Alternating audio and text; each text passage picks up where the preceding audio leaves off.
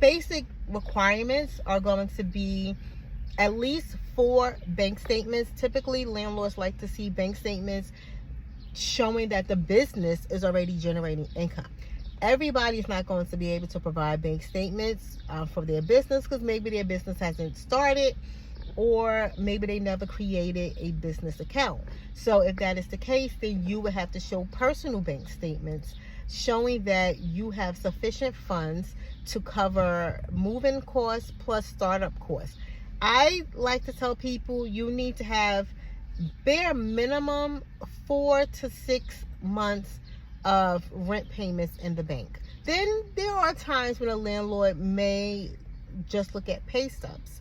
But now if you're providing pay stubs, they're also going to want to look at, and this is why they do an application on the individual, well, how much is this person paying in their mortgage plus rent. So if you're providing pay stubs showing that you make $4,000 a month, and you're also saying on your application that your rent is $2,000, so the landlord is going to look at that and say, you know, after this person pays rent, they only have $2,000 left to live off of.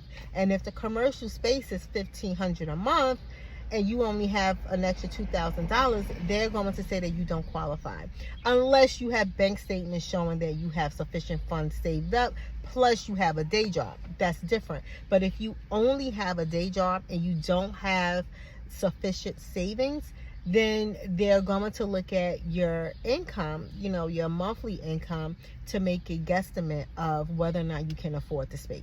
You will have to provide a copy of your ID and the credit and background check. That should be enough information for the landlord to give you a preliminary answer.